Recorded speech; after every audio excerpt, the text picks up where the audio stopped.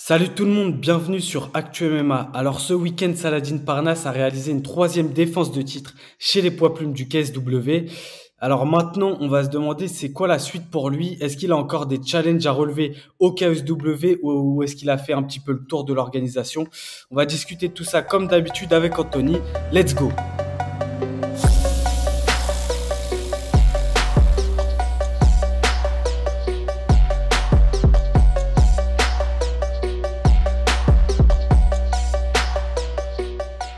Donc, comme je disais, Saladin Parnasse qui a réalisé une troisième défense de titre chez les poids plumes ce week-end. Donc, il a défendu face à Robert Ruchala, qu'il a battu clairement à plat de couture, même s'il y a une petite frayeur dans le premier round. Derrière, il déroule, il montre sa supériorité en striking, en grappling, avec un finish au quatrième round assez spectaculaire, avec un penalty directement dans le foie. Voilà, donc là, encore une fois, il montre qu'il est un peu au-dessus de la mêlée chez enfin, au KSW, double champion quand même, on le rappelle, chez les poids légers, les poids plumes. Et là, on se demande, est-ce qu'il a pas un petit peu tout réalisé au KSW? Est-ce qu'il lui reste des challenges à Saladin? Bah là, c'est vraiment la question qui se pose. C'est vraiment Saladin Parnasse, déjà, ça fait pas mal d'années où on dit que il devrait déjà être à l'UFC. Il a eu des propositions de l'UFC apparemment. C'est même Hatch qui a dévoilé ça, que les autres grandes organisations avaient déjà approché Saladin Parnasse. Bah là, force est de constater que même si lui refuse plusieurs fois parce qu'il a envie d'être dans son cocon, il dit qu'il est bien au KSW, qu'il est bien payé, c'est une star au KSW, c'est pratiquement depuis qu'il est champion maintenant, et il fait pratiquement tous les main events. Ils sont pour lui dès qu'il est sur la carte. Bah là, il reste pas grand chose. Là, il vient de battre Robert Ruchala, qui était censé être le plus gros test de Saladin Parnasse chez les poids plumes. Il était à 9-0, Robert. 9-1, il a pris un penalty. Je pense qu'il faut arrêter de l'appeler Kylian Mbappé du MMA parce que ça lui a donné trop d'idées. Il met son penalty dans le foie. Et là, bah, qu'est-ce qui lui manque? Peut-être une défense de titre chez les poids légers. Parce que voilà, il l'a gagné, mais il l'a pas gagné comme lui voudrait l'être. Ça a été le premier déçu, son équipe aussi. Il manquerait peut-être ce challenge de défendre le titre des poids légers une fois, deux fois, ça quand même paraître long parce que bah, après le combat qu'il a fait contre Robert Ruchala, il l'a dit, il veut une troisième ceinture. Et le champion welterweight du KSW, désolé pour la prononciation, mais c'est pareil, hein, tout ce qui est non polonais, c'est un peu compliqué. Adrian Bartosinski, qui a clairement dit sur Twitter, Saladin, apparemment, tu veux une troisième ceinture, faisons-le. Pour moi, c'est vraiment les deux seules options qui lui restent au KSW. C'est vrai, ouais, parce que il y a quand même un petit goût de frustration chez les poids légers, dans le sens où forcément il n'a pas combattu Marianne qui a été blessée au genou, etc. On sait juste avant le combat. Donc forcément, il y a cette petite frustration. Pour moi, avant qu'il quitte le KSW, il faut, comme tu l'as dit, en fait, je suis totalement d'accord avec toi, qu'il défende au moins une fois son titre chez les poids légers pour montrer que c'est bien lui le champion de la division, même si le problème, c'est qu'il n'y a pas réellement d'enjeu. Moi, que ce soit chez les poids plumes ou chez les poids légers, et je suis pas le seul à le penser, je pense que la majorité des personnes le pensent, il est quand même au-dessus de la mêlée. Il a prouvé à plusieurs reprises sa supériorité, et dans les deux catégories, je vois personne qui peut vraiment venir le titiller, quoi. Le seul combat qui a été intéressant, je trouve, c'était justement celui face à Marianne, même si je voyais quand même Saladin favori. Mais, euh, mais là, du coup, voilà, je le vois vraiment au-dessus de la mêlée. Et le challenge, par contre, qui est quand même super intéressant parce que c'est deux catégories de poids qui sont au-dessus de la sienne à la base. Donc, voilà ce challenge face au champion des welter. En plus, ce serait quand même une première triple champion au KSW. Ce serait vraiment un exploit de fou. Et par contre, si il venait à faire ça, à récupérer une troisième ceinture, alors là, je pense vraiment qu'il aurait tout accompli chez les au KSW et que continuer à rester là-bas, en tout cas en termes de hype et d'engouement, etc., le fait que les fans le suivent, etc., ce serait un peu se tirer une balle dans le pied de rester là-bas parce que bah forcément ces combats seraient de moins en moins attrayants, il aurait un peu tout fait, tu vois, et du coup ce serait bon bah on sait déjà ce qui va se passer, Saladin va encore défendre son titre. Donc, il y aura plus vraiment de challenge et c'est ce que, en vrai, les fans, moi, toi, tout le monde, nous, ce qu'on aime voir, c'est des challenges. On sait très bien que si, par exemple, Volkanovski affronte le numéro 10 chez les poids plumes, bah, on n'aura pas de hype à regarder le combat. Tu vois, nous, ce qu'on veut voir, c'est des vrais challenges. Un Makhachev, Volkanovski, on a du mal à se décider, savoir qui va gagner. Donc, c'est intéressant. Saladin, s'il reste encore après ce challenge, il y aura plus trop d'intérêt. Donc, dans l'idéal, moi, je vois bien un Saladin qui, pourquoi pas, défend son titre chez les poids légers dans un futur proche au KSW. Derrière, il va chercher cette ceinture chez les welterweight, triple champion. Ensuite, bon, ça, c'est, je parle pour moi, mais en vrai, la majorité des fans veulent voir ça. Il signe à l'UFC, et là, avec un tel grade, on va dire, forcément, il serait bien mis par l'UFC, je pense. En tout cas, on espère, ce serait bonne paye, et directement, il affronte un membre du top 10 dans la catégorie où il combat à l'UFC, quoi.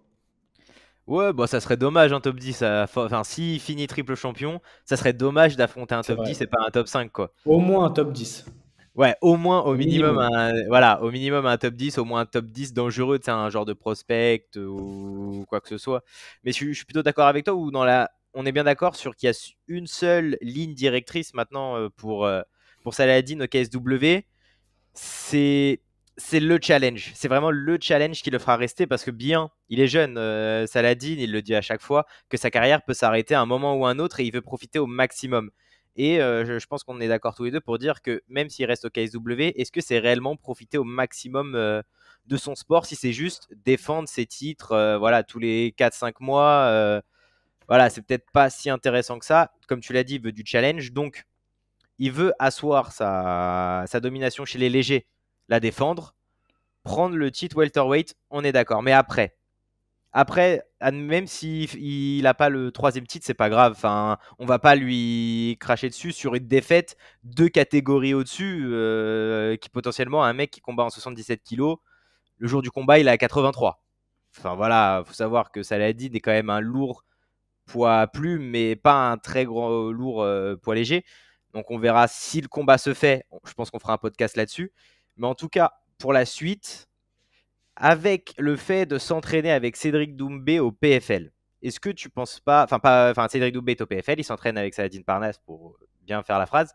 Est-ce que tu penses pas que Saladin Parnasse a envie d'être respecté, en sachant que l'UFC, si je dis pas de bêtises, ils ont proposé un contrat pas énorme à Gamrot, qui était lui aussi double champion du KSW. Je crois qu'il lui avait proposé aussi un 10-10 ou un 20 ou à 20 000, 20 000 pour ses premiers Mm. combats. Un Saladin qui gagne beaucoup plus que certains main events de l'UFC, en tout cas main event Fight Night. Est-ce que réellement il aurait envie de se dire bon ok vas-y bah, je retourne à 20 000 20 000, ou il va répondre au potentiel appel du PFL parce que c'est impensable pour moi que le PFL ne veuille pas de Saladin enfin que une organisation de MMA ne veuille pas de Saladin Parnasse. Bah, clairement, et c'est vrai que c'est intéressant parce que au KSW, la chose qui fait rester Saladin au KSW, c'est qu'il est clairement dans un confort. Il est très bien payé, il est chouchouté par l'organisation, etc. C'est la star de l'organisation. Et comme tu le dis, c'est vrai que l'UFC, s'il y va, il sera pas mieux payé qu'un autre combattant dans le top 10. Enfin, si, peut-être dans le top 10, mais en tout cas, que les gros stars, il sera jamais payé autant en arrivant. Donc, il devrait quand même voilà, diminuer son salaire, etc. Peut-être que c'est compliqué mentalement parce que nous, on parle en tant que fan. Bien sûr qu'on a envie de le voir en majorité à l'UFC parce que c'est là-bas où il y a le plus haut niveau dans le monde, tout simplement. Donc, forcément, on a envie de voir Saladin Parnasse, qui est français, qui est un énorme prodige. On voit son potentiel, on a envie de le voir là-bas. Mais en tant que combattant, lui, forcément, lui et son équipe réfléchissent différemment. Et c'est sûr que ça va être plus avantageux en fonction des salaires, etc. Et le PFL, eux, ils sont sur une stratégie où ils sont prêts. On l'a vu avec Francis Ngannou récemment, on l'a vu avec Jake Paul, avec Cédric Doumbé, comme tu l'as dit. Ils sont prêts à mettre l'argent sur la table pour amener des potentiels, enfin des stars tout simplement, ou des potentiels gros stars à en devenir. Donc, ce serait vraiment pas une surprise que le PFL aligne l'argent pour devancer l'UFC ou autre et signer Saladin Parnasse. Et Saladin et son équipe, vu dans la mentalité dans laquelle ils sont, quand on voit énormément de combattants français ou dans le monde entier, dès qu'ils ont une opportunité d'aller à l'UFC, ils sautent dessus et il n'y a même pas de débat, c'est je veux aller à l'UFC, je veux machin. Lui, c'est Saladin depuis le début, il a jamais fermé la porte à une signature dans le futur à l'UFC, mais actuellement, il est vraiment dans le truc, je reste au KSW, je re-signe 4 combats, etc. Je reste dans mon, entre guillemets, dans mon confort. Et du coup, je le vois plutôt accepter, là, comme ça, dans l'instant T, accepter une offre du PFL où il serait bien logé, etc., bien payé, plutôt qu'à l'UFC où on sait que les salaires, c'est pas là-bas que les combattants sont le mieux payés, quoi. Non, mais je suis plutôt d'accord avec toi. Après, comme on le répète à chaque fois, il a 25 ans. Enfin, ça Mm. va, il a quand même l'avenir encore devant lui.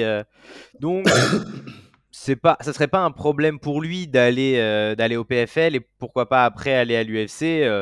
Enfin, à partir du moment où l'UFC ils ont pris Chandler au Bellator, voilà, on imagine que l'UFC n'est pas fermé à regarder un peu ce qui se passe autour. Apparemment, ils voulaient AJ McKee aussi du Bellator, mais ils ont proposé un salaire qui n'est pas du tout à la hauteur des prétentions d'AJ. Donc il a dit non merci, moi je reste au Bellator. Et pourquoi pas faire le PFL ensuite l'UFC ou potentiellement rester juste au PFL parce que voilà, ils ont en plus recruté Abdul, avec le combat Cédric Doumbé, Jordan Zebo, ils ont encore des prospects, ils ont pris un prospect français avec Jordan Zebo. Je pense que de plus en plus, ils vont aller s'amuser à aller chercher tous les combattants que l'UFC pas n'arrive pas à avoir, mais en tout cas, ils vont sauter sur les occasions avant l'UFC. Je pense que voilà, ils vont tenter ces choses-là et avoir un combattant avec un potentiel star power comme Saladin Parnasse, parce que c'est une véritable star en Pologne. Hein. C'est une star, je pense que ce serait une star aussi en France. Ça m'étonnerait pas que le KSW en France arrive et que ça fasse sold out parce que Saladin est en main event. Ça me Mm. choquerait pas du tout. Et je vois bien, comme je suis tout à fait d'accord avec toi, où je vois bien le PFL sauter sur cette occasion, Saladin Parnasse. Enfin, c'est comme au foot. Il y a un jeune, il performe, c'est l'un des meilleurs du monde. Bah, tu mets le prix pour l'avoir, c'est tout. Si le grand club veut pas mettre le prix, tant pis, c'est un autre qui l'aura. Enfin voilà, il a juste l'embarras du choix, Saladin. Et peu importe où il ira, s'il continue dans ses performances qui sont les siennes aujourd'hui, la suite de sa carrière ne peut être que très belle. Exactement, ouais, bah, clairement, il est sur la bonne voie. En tout cas, comme tu le dis, il est encore très jeune, 25 ans déjà, tout ce qu'il a réalisé, double champion, il a 18 victoires, une défaite. En plus, une défaite assez controversée quand même, même si ça en est une, c'est juste un petit manque d'attention et il se fait connecter. Mais en tout cas, ouais, c'est vrai qu'il réalise beaucoup de choses, il est encore jeune, il a encore l'embarras du choix et lui et son équipe, ça se voit, réfléchissent intelligemment, ne se précipitent pas. Et comme tu le dis, le PFL commence à se former un très très bon roster avec des gros noms, des grosses stars, etc. Donc, en tout cas, ils ont vraiment l'ambition d'aller titiller un peu l'UFC. Et même si l'UFC est encore devant forcément, mais c'est intéressant. Et donc, Saladin, une fois qu'il aura vraiment réalisé, parce que là, il est très près de réaliser tout ce qu'il peut au KSW, clairement, s'il a cette troisième ceinture, il n'y a plus aucun challenge. Voilà, clairement, là, il pourrait déjà quitter l'organisation en soi. Mais pour moi, je vois encore ce dernier challenge qui peut être excitant pour les fans et même pour lui. Faire ça, ce serait quand même vraiment ouf. Le KSW, on le rappelle, c'est quand même une grosse organisation mondiale. Donc voilà, en tout cas, je pense qu'on a fait le tour sur la question. Je sais pas si tu as des trucs à rajouter ou pas. Non, non, du tout. On a fait le tour. Voilà, comme on a dit, pour résumer, c'est sa défense de titre. En plus d'aller chercher sa troisième ceinture, si possible, bien évidemment. Et pourquoi pas. En tout cas, c'est pour moi, Saladin, ça sera le PFL si l'UFC se bouge pas à aligner le chèque, en fait. C'est ça, même si pour le moment, en tout cas, il n'y a eu aucune déclaration de fait. Pour le moment, Saladin Parnasse reste au KSW et on espère qu'il ira chercher cette troisième ceinture quand même parce que ce serait vraiment beau pour le MMA tout court et pour le MMA français aussi. Donc voilà les gars, c'était tout pour nous. N'hésitez pas vous à nous dire pardon ce que vous pensez de la carte Saladin Parnasse. Qu'est-ce qu'il devrait faire? Qu'est-ce que ce sera la suite pour lui selon vous? Donc voilà, n'hésitez pas à mettre un pouce bleu, activer la cloche aussi pour ne pas manquer les prochains podcasts, les prochains documentaires, etc. Et puis bah nous on se dit à bientôt pour un nouveau podcast sur Actu MMA. C'était Anthony et Lorenzo. Ciao.